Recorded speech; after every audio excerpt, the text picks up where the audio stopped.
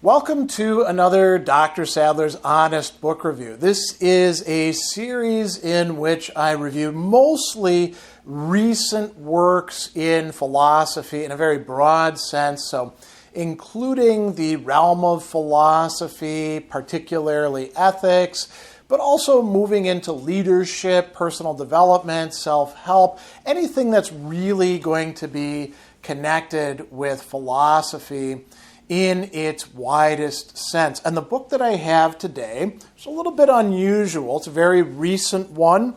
It's called Beyond Stoicism, A Guide to the Good Life with Stoics, Skeptics, Epicureans, and Other Ancient Philosophers.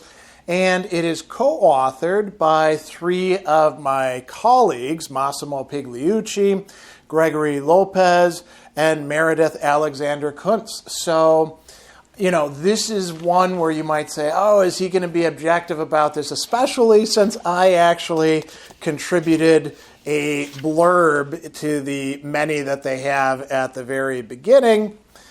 Suffice it to say, this is one that I've looked over quite a bit. I have some fairly, strong positive feelings about it, and I'll explain that to you. But I'll try to be as objective as possible in this review. I like to begin these reviews by talking about three S's: style, structure, and summary. So this is a book about philosophy written for the, let's say, average educated, literate reader who's interested in learning something about philosophers and schools and applying it to their life. And the style is reflective of that. It's not written in an academic style, although, of course, each of these writers has some academic chops, and it's good and rigorous as well as being accessible. So it hits that nice sweet spot, I would say, between being too popular and being too, abstruse and abstract and academic. It finds the nice middle ground between that. Doesn't hurt that there's three good authors working together on this. Now, what is the basic idea of the work? They tell you right away in the prologue, which is quite nice. You don't have to try to sort it out. Right? So it begins, what is a good life and how can we build this life for ourselves? This book is designed to help you think through these big questions by drawing inspiration from the biographies, ideas, and practices of 13 of the most prominent philosophies of ancient Greece and Rome. So, that tells you precisely what the book is going to be doing. They will talk about a number of other things in the prologue that I think are quite helpful. The book is going to be, steering you, let's say, towards practical exercises that you find in each chapter. Some more, some less, some more structured, some more open-ended. And the goal is to, lead you into experimenting with applying these different philosophical perspectives and seeing what it does for you. And they're not going to prejudice the experiment by saying, you should observe exactly this, this, and this. There is one other thing from the prologue that I do want to bring up, and it's a very important one. This is called Beyond Stoicism. All three of the authors are people I mentioned as colleagues, so we all belong to the Modern Stoicism Steering Committee, and all of us have, contributed to a number of different events, conversations, publications having to do with Stoicism in the modern world. So why are they going beyond Stoicism? So they answer this on page 2. You may be wondering, if we practice Stoicism, why have we written a book called Beyond Stoicism? It's not because we think Stoicism is incomplete or has fatal flaws. We believe that ancient Stoicism was mostly on the right track, but we disagree with one key aspect of it, that it is the only philosophy that fits human nature. The Stoics were not the only ancient philosophers who thought they had a monopoly on the truth. This ancient viewpoint is most clearly represented in Cicero on the Ends of Good and Evil, Book 3, which grounds Stoicism in a particular theory of developmental psychology. Moving ahead, these arguments offer evidence that many of the ancients believed that a single philosophy was the correct one. But here's where they continue. We don't think there is sufficient evidence to believe that a single philosophy of life is a natural fit for everyone.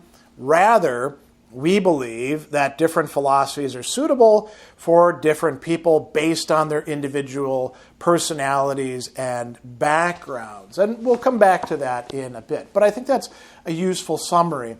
So let's talk about the structure of the work. It is divided basically into 13 chapters, looking at different philosophical traditions, different schools, different thinkers.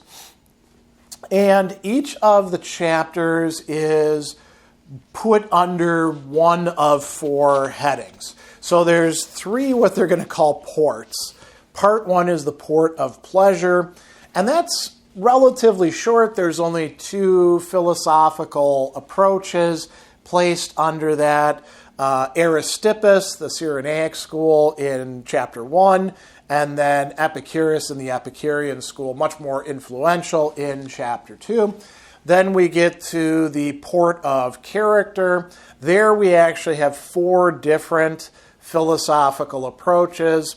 We begin with Aristotle in chapter 3, Epictetus in chapter 4, who is the stand-in for the Stoic school, Hipparchia in chapter 5, who is a Cynic philosopher, married, by the way, to another Cynic philosopher, Crates. And then we have a somewhat selective chapter on Plato. So, we've got the Platonists, Aristotelians, Cynics, and Stoics all in there. Part 3 is kind of an interesting feature of the work. It's called the Port of Doubt. And it begins by looking at Socrates and what they call Socraticism, including the Socratic method in chapter 7. Then we take up one of the sophists, Protagoras, who's perhaps less of a sophist than some of the others. Then we get Carneades, who is actually within the Platonist school, but when it takes a skeptical turn. And then finally we get Pyrrho, the founder of the Pyrrhonian skeptic school, which has representatives later on. And the 4th part isn't a port. It's titled, Here Be Dragons, right? And what do you mean there? Well, this is the part of the map that isn't quite as well sketched out. And so this is a little bit more speculative, but, it's still offering perspectives that we might be able to incorporate into our lives. So the first chapter in that section, chapter 11, is on Pythagoras. Then we get chapter 12 focused on Stilpo, who belonged to the Megarian school, and we don't really know that much about either of these two from firsthand sources. As a matter of fact, we don't actually have any firsthand sources about Stilpo or the Megarians. We just have fragments. Same with Pythagoras. And then we get somebody who probably existed, but there's still debate about that. Hypatia, the Neoplatonist in Alexandria. And, what else do we have in the book? So there is a prologue. There's a nice timeline of philosophers and events. There's, some discussions about how to use the book. And then there's a very handy epilogue section, which we'll talk about a little bit more later. There are notes, but there's no index. Some acknowledgments about the authors, and then there's also some, for further reading, check out this stuff involved in the book. And, it's a total of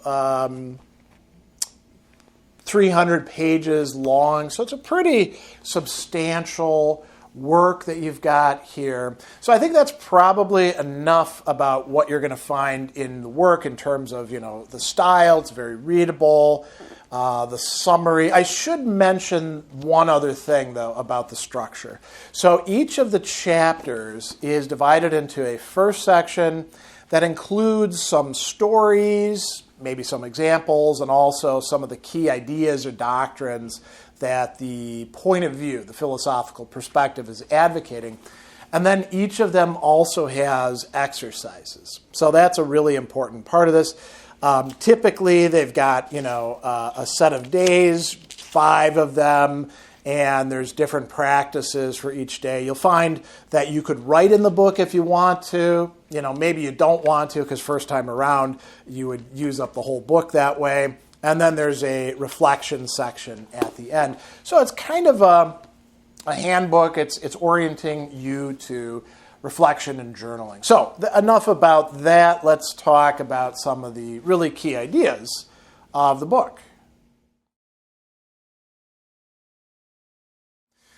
So this book is completely centered around learning about the key ideas, a selection of key ideas of schools and thinkers from ancient Greek and Roman philosophy. And all of these schools and thinkers offer more or less practical approaches. There is some discussion in there about, well, we don't know that much about this person or that person, or maybe Plato's Academy wasn't about, philosophy as a way of life as such, but about, it sort of introduces things that can be turned that way. But for the most part, this is pretty practical stuff that you can take out of the box and start using, particularly given the exercises. Now, I think that the prologue is very helpful for this, and there's a few parts of it I want to hit on and let the authors explain in their own words. So they ask, and they're going to answer the question, why do we choose to focus on Greek and Roman philosophy? They say, well, first off, it's clear the ancient Greco-Romans already have done a lot of the heavy lifting when it comes to developing a life philosophy.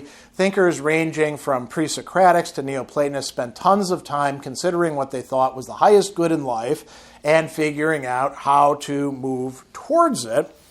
And they also said, there's another reason, as distant as this ancient period of history may seem, it's very present to the authors of this book. That's because we have all put philosophical principles from ancient Greece and Rome into practice in our modern lives through Stoicism. And then, we've already talked about, well, why beyond Stoicism? Well, other people have things to contribute. As we mentioned, not every single approach is going to be the best for every single person. And going further with that, they suggest it's even possible that combining aspects of various philosophies could be the best approach for you. And they bring up the fact that Zeno of Citium, the founder of the Stoic school, did exactly that. He combined things that he got from the Cynics through Crates, husband of Hipparchia, by the way, from Stilpo, who we're going to encounter later on, and from Plato's Academy. So even Stoicism is, in its beginning, kind of eclectic. Going on with this, another thing that they bring up is, we live in what we could call interesting times, to, bring up that Chinese proverb. We could also call them very complicated times. And, the way that they express it here, the ideas of the thinkers discussed in this book were articulated to help people cope with a world in turmoil and over which they had little, if any, control. And that's no coincidence, much like our own turbulent times. The ancient world that gave birth to these philosophies was a period of unrest, war, political and social upheaval. Philosophers in ancient Greece and Rome could rarely be found relaxing on long sofas, drinking wine and nibbling on cheese. By and large, they were out there in the real world teaching others how to deal with chaos. So that's part of what this book is about figuring out how to deal with life. And as they point out, philosophy was not reserved for a handful of academics in this period, and for most thinkers it was not a navel-gazing, esoteric exercise, but meant to be applied to common people's lived experience. Many of our philosophers, the influencers of their day, engaged with folks of varying walks of life, including regular citizens, to offer their ideas and guidance or to speak to crowds, right? Others, including Plato and Aristotle, focused on making their world a more secure and rational place by trying to educate political leaders, often with mixed results. Another philosopher, Epicurus, escaped the troubling world of politics to create a calming existence in a country garden, accepting women and slaves into a surprisingly inclusive community. So, good points there. Another key idea is that all of these schools are trying to seek what we call eudaimonia. That's a Greek term, which we typically translate as happiness or fulfillment, the goal of life, right? And so they're all going to offer you different pictures of what it is to be happy. And as they point out, as religion, at least in certain places, is on the wane, a lot of people are seeking the sorts of things that religion used to provide, which you could call an intentional way of life. And that's what these philosophies are, in fact, offering, at least the more robust ones that we have. There are some interesting other features of the work that I'd like to bring up. In the discussion of the port of character, they mention that there are certain commonalities between these thinkers and schools. So he says that Aristotelianism, Stoicism, and Cynicism form a continuum with respect to one of their crucial tenets, beliefs, the importance of virtue, which is regarded as a character trait. Aristotle took the most commonsensical position. Happiness requires both virtue and a number of externals, such as health, education, wealth, reputation, even a bit of good looks. The Cynics adopted the most radical stance. Virtue is both necessary and sufficient for eudaimonia. And then the Stoics took a middle ground. Virtue is necessary and sufficient for a good life. However, externals have some indirect and secondary value, and they are preferred, all else being equal, especially insofar as they make it possible for us to exercise virtue and thus improve our character. Good way of putting these things into alignment with each other, right? In the port of doubt, which, again, very interesting that they devoted so much space to the what we could call skeptical positions, right? Not necessarily doctrinaire skepticism. We are, getting a lot of useful ways of figuring out how we often, and other people too, whose views we might rely on, go astray in our reasoning processes. And part of what they're trying to cultivate there is what we often term intellectual humility. The Here Be Dragons section focuses on Pythagoras, Stilpo, and Hypatia. And you're not going to get as much in those. You're not going to get the same kinds of exercises as in the others. And, that's actually well-founded. We don't know enough about them to really say an awful lot. I will bring up something else, though, which is found in that section, and I think it's a really good thing to point out. So this is from the section on Pythagoras.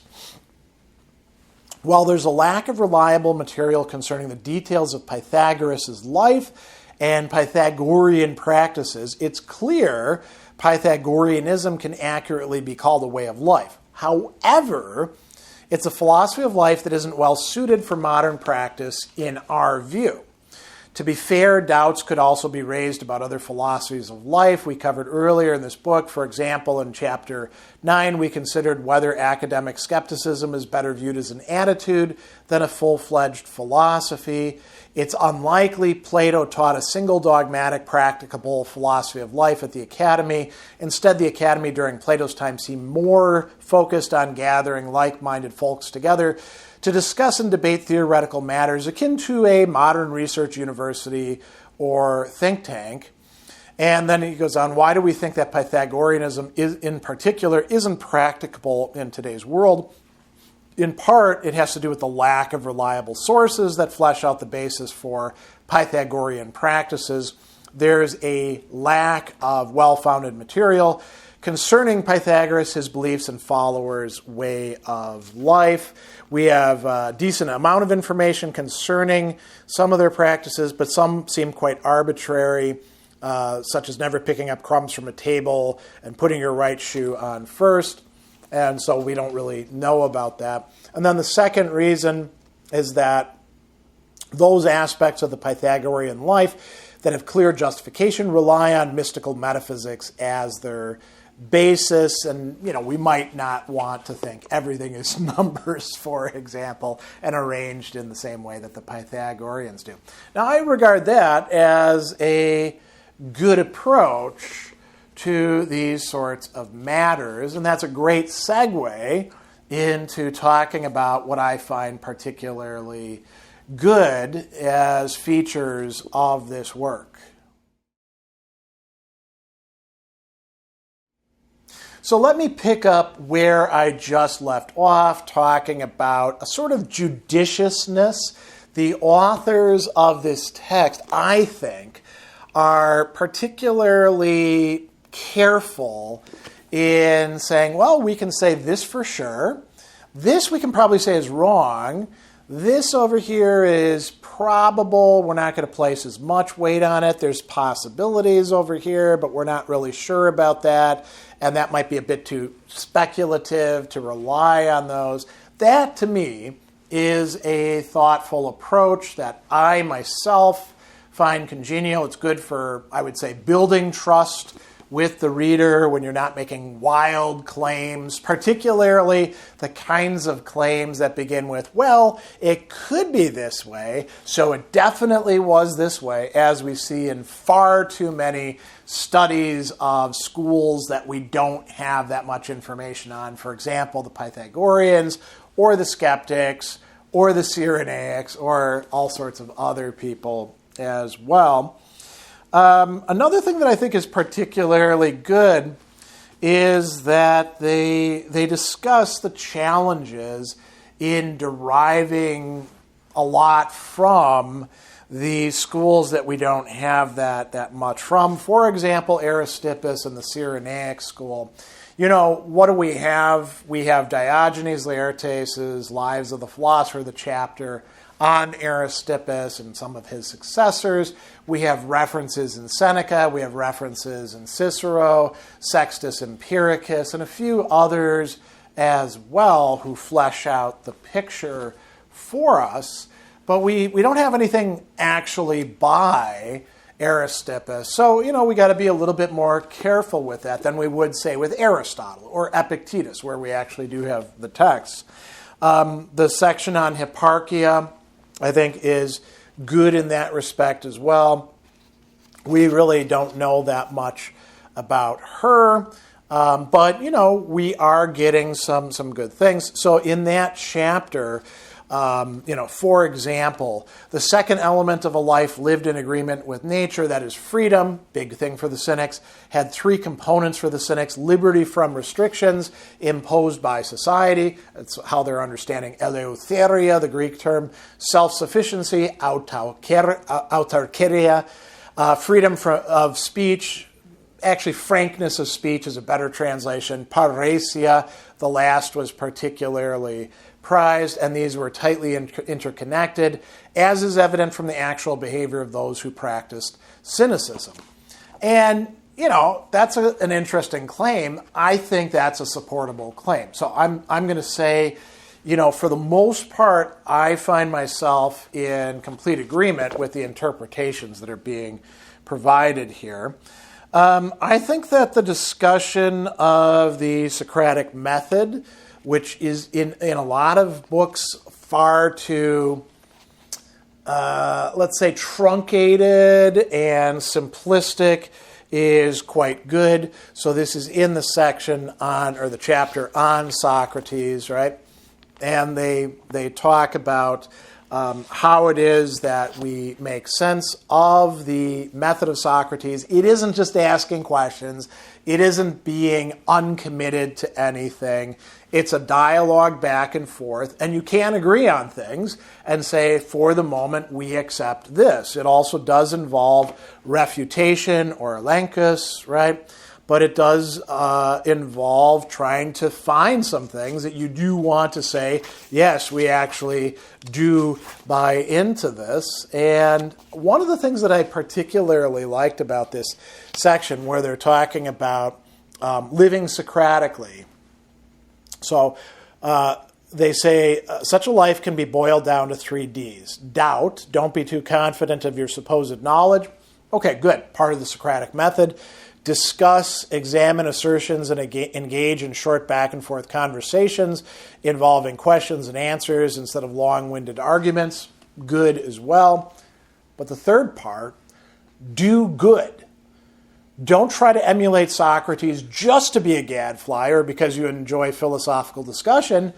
Do it to benefit others and reinforce your own moral character. That, I would say, is something important, even integral, to any real Socratic method. So I like that feature quite a bit. There's a good discussion of Pythagoras and his relativism. A lot of times people use the word sophist just as a bad word, meaning people who don't believe in anything and they're just trying to make a buck or get power or prestige with their abilities to use rhetoric. That doesn't look like what Pythagoras was into. He seems like a genuine inquirer, and we see that he was committed to a kind of relativism, but it's not as simple as saying anything goes or we don't know anything at all. It's much more sophisticated, and I think their treatment here does some justice to that. I think that the real heart of the work are the exercises. And I don't think I can do a good review of the work without at least giving you one example. So let's take the Aristotle example, right? Live like Aristotle is that section. And it begins with day 1, take an Aristotelian moral inventory. Figure out where you are with respect to things. Are you vicious? Are you acratic? Are you encratic or virtuous? All of those are defined and discussed there. Then you look at each of the Aristotelian moral virtues, and it tells you what the virtue is, what the extremes, on each side are, and you're supposed to give yourself a self-rating. And the self-rating isn't just, I've got this down, I need work. Are you vicious? Are you acratic, lacking self-control? Are you encratic, self-controlled, but not all the way there? Or are you virtuous with respect to that? So that's great. There's like a little chart that you can fill in. Day 2, target the most important domains. It's asking you with each of these virtues to figure out how easy would it be for you to improve on? How impactful would improving in this domain be to yourself and those around you? And then you set yourself some priorities. Day 3, explore right desire. You start looking at your own desires and how they figure into your virtues or your vices. Day 4, exploring right reason. And they've got, sort of a chart for that and how it fits in with situations, actions, avoiding excess and deficiency, and, situations. And then day 5 is plan a step towards virtue. You pick a virtue and you figure out how you're going to do things differently in your life to steer yourself towards that. And then, as with all of the sections, there's a reflection where you're kind of bringing it all together. And I'll mention as well that there's this epilogue that is supposed to be tying together all of the chapters, all the things that you want to work on, and it has some step-by-step points as well. Step 1 is review your logs. So you go back over your notes. They've got a section for that where you write down your favorite ideas and favorite exercises or takeaways and stuff like that. Step 2 is called put your astrolabe to use. So an astrolabe is an instrument that you're using to determine where your ship is. So figure out where you are with respect to these things. And they've got some nice metaphors: cloudy sky, North Star, constellation, Milky Way. Rig your sails. So it's tied in with this nautical metaphor. How do you get yourself there? And step 4 is refine your map. And this is where they're going to give you some reading suggestions, some additional stuff. And we're going to come to that in just a bit. Typically, for each of these, they give you 2 further reading suggestions to help you out if you want to make progress in these areas.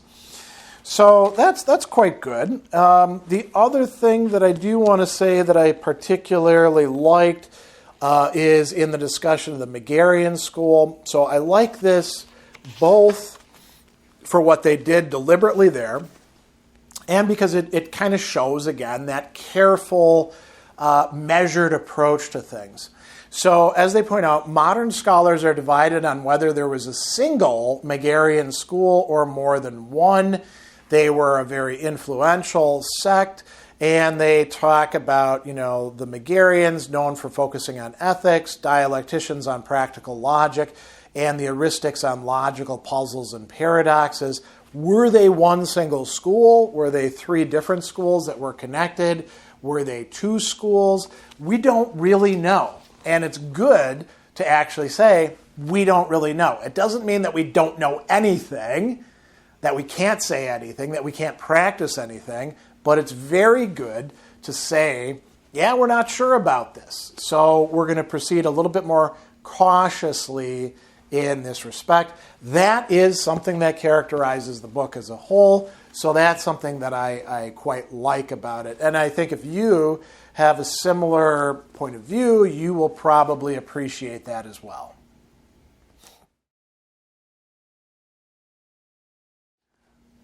Are there any features of the work that I find to be problematic? Well, I have a few, but they're at just the level of quibbles.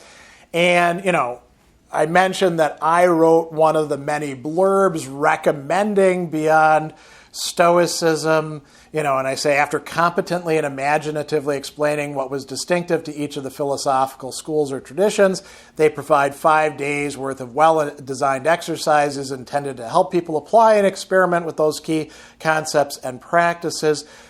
So, I'm giving it a pretty high rating there.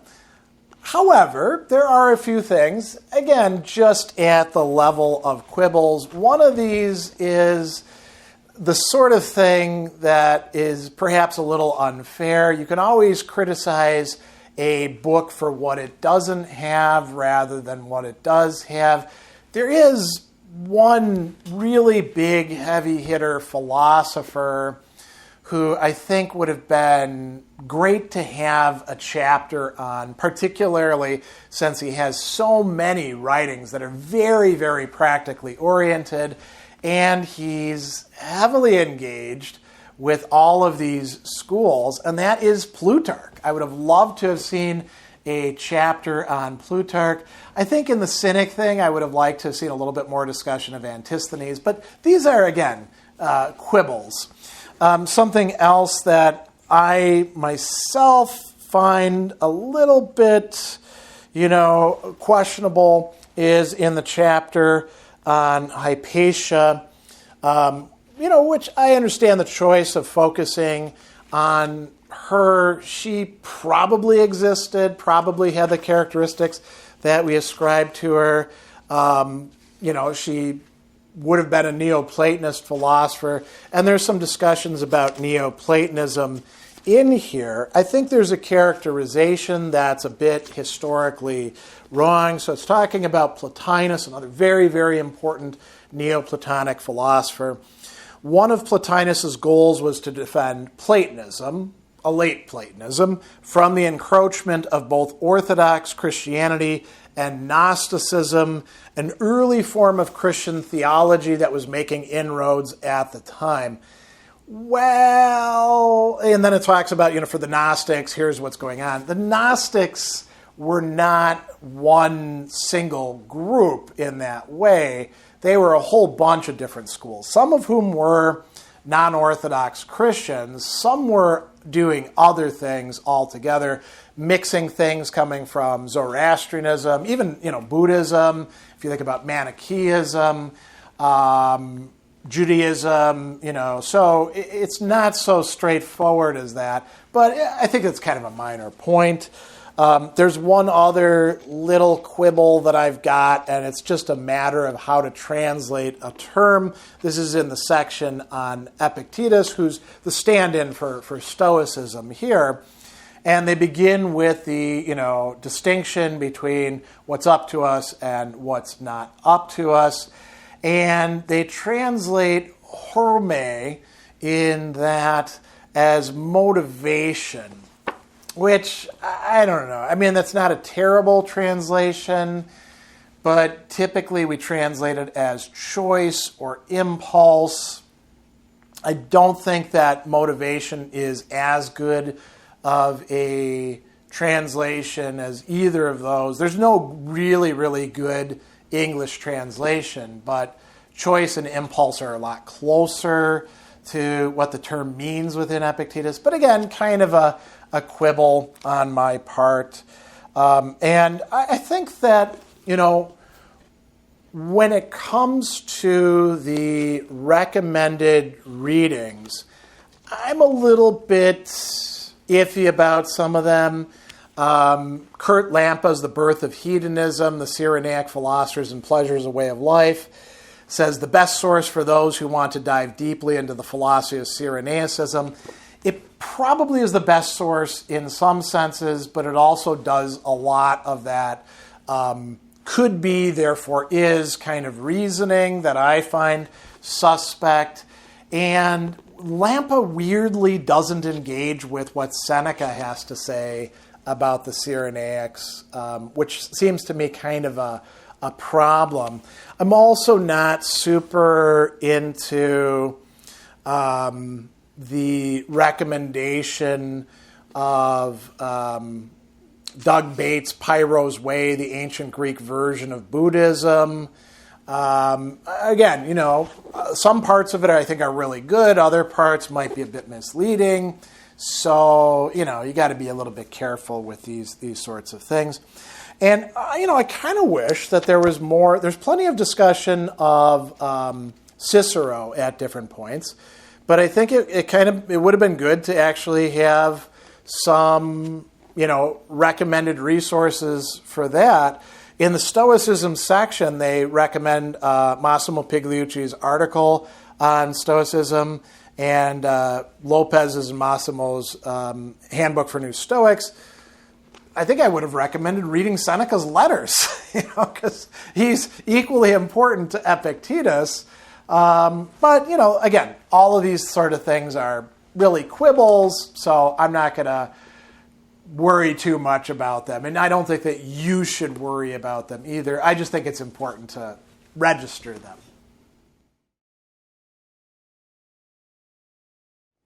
All right, my final thoughts. I unreservedly do recommend this book. I think that it can be very useful for beginners to philosophy. It can give you great background on not just what these philosophers thought and taught, but how you would put this sort of thing into practice, which I think can be very, very helpful for people that are interested. They want to know, are there any practical applications of this? How would one live out this sort of thing? So they've put a lot of thought into helping you along the way. I also think that for people who are more advanced, who've got more study under their belt.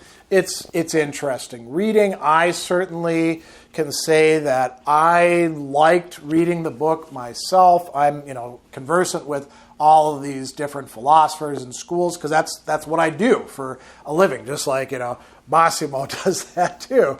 He's an academic professor.